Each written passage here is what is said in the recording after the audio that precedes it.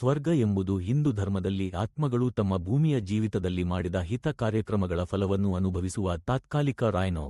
ಇದನ್ನು ಸಾಮಾನ್ಯವಾಗಿ ಸುಂದರತೆ, ಸಂತೋಷ ಮತ್ತು ಸಂತಸದಿಂದ ತುಂಬಿದ ಸ್ಥಳವೆಂದು ಚಿತ್ರಿಸಲಾಗುತ್ತದೆ, ಮತ್ತು ಇದನ್ನು ರಕ್ಷಣೆಯ ಇದೆ ಇಂದ್ರ ಎಂಬ ಬ್ರಹ್ಮ ಕಿಂಗ್ಡಮ್.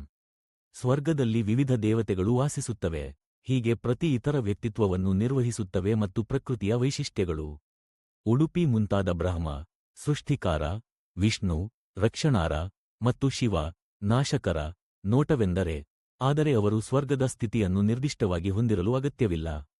ಕರ್ತವ್ಯ ಪರಿಕಲ್ಪನೆಯು ಸ್ವರ್ಗದ ಆಲೋಚನೆಗೆ ಕೇಂದ್ರದಾಗಿದೆ. ಉತ್ತಮ ಕ್ರಿಯೆಗಳು ಸ್ವರ್ಗದಲ್ಲಿ ಪುನರ್ಜನ್ಮ ಪಡೆಯಲು ಕಾರಣವಾಗುತ್ತವೆ, ಮತ್ತು ಋಣಾತ್ಮಕ ಕ್ರಿಯೆಗಳು ಅದರ ವಿರುದ್ಧ ಕಾರಣವಾಗುತ್ತವೆ. ಆತ್ಮಗಳ ಸ್ವರ್ಗದಲ್ಲಿ ಇರುವ ಸಮಯ ತಾತ್ಕಾಲಿಕವಾಗಿದೆ, ಮತ್ತು ಅವರ ಪುಣ್ಯವನ್ನು ದುಂಡು ಹೊಡೆಯುತ್ತಿದ್ದಂತೆ ಅವರು ಭೂಮಿಯಲ್ಲಿ ಪುನರ್ಜನ್ಮ ಪಡೆಯಬಹುದು.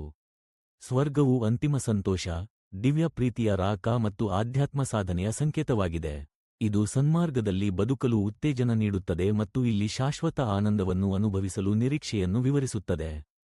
ಸ್ವರ್ಗವನ್ನು ವೇದಗಳು, ಉಪನಿಷತ್ತುಗಳು ಮತ್ತು ಮಹಾಭಾರತೀಯ ಕಥೆಗಳನ್ನು, ರಾಮಾಯಣ ಮತ್ತು ಮಹಾಭಾರತ ಇತ್ಯಾದಿ ಈ ಗ್ರಂಥಗಳು ಸ್ವರ್ಗದ ಅಗಾಧತೆಯ ಮತ್ತು ಅದನ್ನು ವಿವರಿಸಲು ವಿವರಣಾತ್ಮಕ ಚಿತ್ರೀಕರಿಸುತ್ತವೆ. ಸ್ವರ್ಗವು ಹಿಂದೂ ನಂಬಿಕೆಗಳಲ್ಲಿ ನೀತಿಮಟ್ಟ, ನ್ಯಾಯ ಮತ್ತು ಅಂತ್ಯದ ಬಗ್ಗೆ ಮಹತ್ವದ ಪಾಲು ವಹಿಸುತ್ತದೆ. ಇದು ಉತ್ತಮ ಜೀವನವನ್ನು ನಡೆಸಿ ಈ ದಿವ್ಯ ವಾಸದ ಸ್ಥಳವನ್ನು ಗಳಿಸಲು ಹೇಗೆ ಮುಖ್ಯತೆಯನ್ನು ನೀಡುತ್ತದೆ ಎಂಬುದನ್ನು ಒತ್ತಿಸುತ್ತದೆ.